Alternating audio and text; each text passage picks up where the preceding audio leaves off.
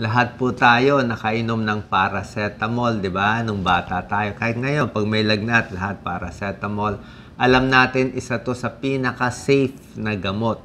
Pero kahit sasabihin natin, isa siya sa pinaka-safe, dahil nga lagi natin ginagamit, marami nakagamit, very available, pwedeng magkaroon ng side effect at merong iba na overdose, bata o matanda. So, explain natin. Katulad nito, hindi natin alam, bawal pala isabay sa alak. Pag umiinom ka ng paracetamol, hindi ka dapat umiinom ng alak. Hindi po maganda. Explain natin. Ang paracetamol tsaka acetaminophen, pareho siya. Pareho siya. Iba lang yung pangalan, pero pareho yung chemical, pareho yung gamot. Sa Amerika at sa Japan, tawag nila acetaminophen. Doon sila nasanay. Pero sa Europe at sa buong mundo, kasama ang Pilipinas, paracetamol lang kilala natin. Kaya kung may mabasa kayong acetaminophen, pareho po yun. Walang pinagkaiba. So, ang paracetamol, analgesic, pwede siyang sa konting kirot, mild pain, sa lagnat. Sa lagnat talaga siya, pampababa na lagnat, para sa sintomas. Sa pamamaga, hindi siya gaano nakakatulong. Yung gamot sa pamamaga, tinuro ko na yung mga ibuprofen, naproxen, mga NSAIDs para yun sa mga rheumatoid arthritis na namamaga. Pero yung mga NSAIDs, ibuprofen, mas may side effect naman yun. Diba? Kaya kung gusto mo lang para lang sa kirot, kahit para sa sakit ng ipin, medyo may tulong na konti ito, ang paracetamol. Hindi lang niya kaya yung namamaga at yung may pilay na. Okay? Yan. Pero para sa mga osteoarthritis, arthritis ng pagkaedad, masakit ang tuhod, may tulong na to. Mas safe kung paracetamol ang gagamitin nyo kung nababawasan na yung sakit ninyo. Ito yung mga option, di ba? Ang paracetamol para sa lagnat, yan ang gusto natin. Pero pwede rin siya para sa kirot eh. Anong binibigay natin sa kirot? Itong paracetamol, mild lang siya. Mas mahina lang, pwede rin pang kirot. Occasional headache, arthritis, pains, pwede na. Yung mas malakas na pangkirot, itong mga ibuprofen, tsaka naproxen. Ito yung mga NSAIDs. So, para sa menstrual pains, muscle, namamaga, namumula, matinding sakit, bagong opera, pwede ito, mas malakas. Kaya lang, tulad ng tinuro ko doon sa isang video, ang paggamit ng ibuprofen, naproxen, at iba pa, ito, ang tawag sa kanila non-steroidal anti-inflammatory drugs, NSAID, ay possible magkaroon ng side effect. Diba? Ano mga side effect? Kaya sabi ko nga, kung iinom kayo ng ganitong klaseng matatapang na pain reliever, up to 3 days, up to 7 days lang maximum. Kasi ang mga NSAIDs pwede mag-bleeding. Oo, pwede mag-bleeding sa tiyan. Pwede mag-kidney problem, mag-kidney failure pag nasasobrahan. Diba? Kaya hindi pwede tuloy-tuloy. Pwede sumakit ang tiyan. Pwede rin ma-high blood, pwede ma-stroke, at pwede rin ma-heart attack. O, may ganyang risk kahit sa simpleng ibuprofen, mefenamic acid, yung mga iniinom natin. Kaya ito nga, pang short term lang. Yan din naman ang problema. Kaya kung gusto nyo, kung hindi naman ganun kasakit, mas safe yung paracetamol kung kakayanin. Kung meron kayong kirot-kirot sa katawan, sabi mo, Dok, paano yan?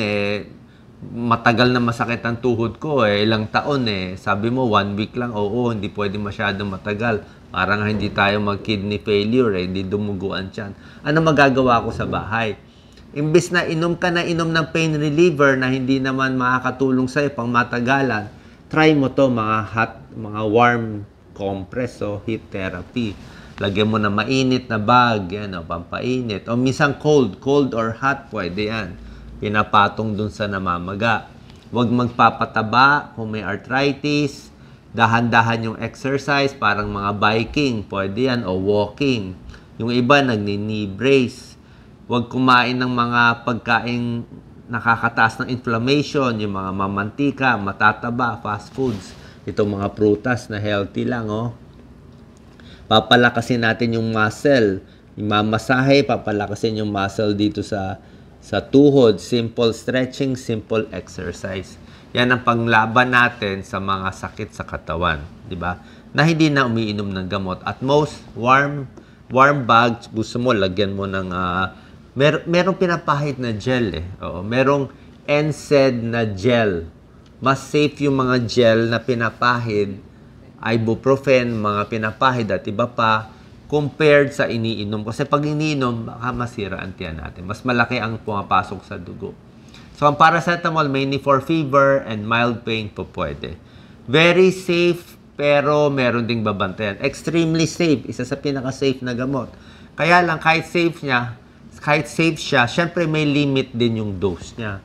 Pag sinobrahan mo, pag sobra tagal din ang inom mo, actually, paracetamol recommended is 5 days lang. Ganun din. 5 days lang, siguro kung may masakit katawan mo, at most 7 days, huwag mo iha-high dose, huwag mo sasabay sa alak. Okay? Kasi pag na-overdose, mayroong mga sintomas. Ano sintomas ng overdose? Pag nasobrahan yan, ito, meron pa nga, dark urine. Yan, naninilaw. Yan, nahihilo, nagra-rash. Yan, bumababa yung red blood cell, white blood cell, may ganyang overdose na symptoms. Kaya pag nasobrahan, o yung talagang minamala, siguro konting-konti nagkaka-side effect, nausea, diarrhea, vomiting, upset stomach. Pero basically, hindi siya nakakasakit ng tiyan. Abdominal pain, yan, may nakocomatose pa. Pero birang-bira to. So, ano pa ibang magagawa? Bukod sa paracetamol for fever, 'di ba? Every 4 hours 'yon. Meron pang ibang magagawa para bumaba yung lagnat. Inom ka ng maraming tubig. 'Di ba? Sa akin 10 to 12 glasses kasi pag uminom ka ng tubig na room temperature, paglabas ng ihi mo, ang init-init ng ihi mo, 'di ba? So, maganda 'yon. So, pagpasok, tamang-tama lang yung lamig ng tubig. Paglabas, ang init-init, bababa yung temperature mo. Yan, huwag masyadong magkukumot. Pwede ka nga mag-ice pack dito para bumaba yung lagnat. Uminom ng maraming tubig, sa labat, pwede. Mga tsaa, pwede. Basta any liquid. Pwede ba maligo kung may lagnat? Actually, maligamgam na tubig at mabilis na ligo lang pwede. Pero kung gusto mo punas-punas, okay din naman. Rest, magpapahinga. Yan ang tulong natin sa lagnat bukod sa paracetamol. Ano yung dose? Para sa Pilipino, para sa akin, di ba, ang paracetamol 500 mg every 4 hours. So, pinakamarami sa akin mga 6 times in a day, di ba? 6 tablets ng paracetamol, pwede na, maximum na sa atin. Sa Amerika kasi hanggang 8 tablets for 4 grams kaya nila. Pero malalaki kasi sila. Matataba sila. Sa Pilipinas, sa tingin ko, 6 tablets maximum na yan. Ako, mga 3 times a day, 4 times a day, pwede na yun. Okay? Tapos, maghihintay ka dapat ng 4 hours. Huwag yung 2 oras pa lang inom na agad. Dapat 500 milligrams, pinakamabilis every 4 hours kung kailangan. Kung di naman ganun kataas ang lagnat, di mga 3 times a day, 4 times a day, pwede na. Okay? Tapos tignan mo kung ano mga iniinom mo. Baka meron ka ng iniinom na paracetamol na isa. Tapos meron ka pa iniinom na pain reliever na may acetaminophen. Pareho yun. Diba? May nagbigay sa'yo ng gamot sa Amerika. May Tylenol, may paracetamol, nagsabay. O pag pinagsabay mo, baka ma-overdose ka. Dito, paracetamol is Biogesic. Diba? Ibang mga brand, meron pa. Sa Amerika, Tylenol. So, pag uminom ka ng sabay nito, ma-overdose ka. Kasi pareho siyang paracetamol Tapos isa pa, bawal uminom ng alak. Pag kayo ay uminom ng paracetamol or kahit itong mga NSAIDs, hindi talaga pinagsasabay yon. Lalo na kung 3 drinks, 3 beer in a day, 3 hard drinks ka na o 3 beer, hindi po pwede. Kasi parehong dumadaan sa atay. So, mahihirapan yung atay mo. Ang paracetamol sa atay din dumadaan yan. So, yan ang normal dose. Tulad na sinabi ko, maximum siguro up to 6 tablets lang or kung 4 to 5 tablets. 1 tablet every 4 hours ng 500 mg. Sa bata, i-check nyo yung label. Meron tamang dosis sa bata. Okay?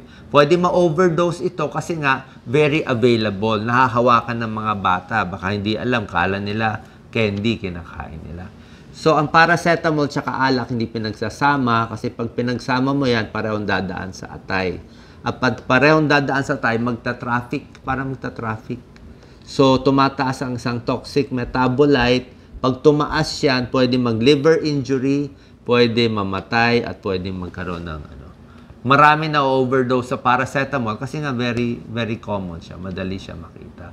Sa buntis, actually, class B siya. Halos sa lahat ng mga gamot, medyo safe siya sa buntis. Pero wag kayo lang makinig sa akin, itanong nyo sa doktor nyo. Ang pinakamaganda naman sa OB is walang gamot eh. Pero depende kung taas talaga ng lagnat mo, may problema ka, nagde-deliryo. I think relatively safe ang paracetamol short term kahit sa buntis, kahit sa breastfeeding. Pero itanong nyo pa rin sa doktor nyo. Mas safe pa rin lagi sa buntis yung walang gamot. Kaya may natural remedy tayo sa lagnat at sa kirot. Okay, so do not take paracetamol more than 5 days unless tinuro ng doktor. Iwas sa pag-inom ng alak. Pag liquid, kailangan na may measure maigi yung liquid para hindi ma-overdose yung bata. Tsaka maghintay at least 4 hours between doses. Sana po nakatulong sa inyo. God bless.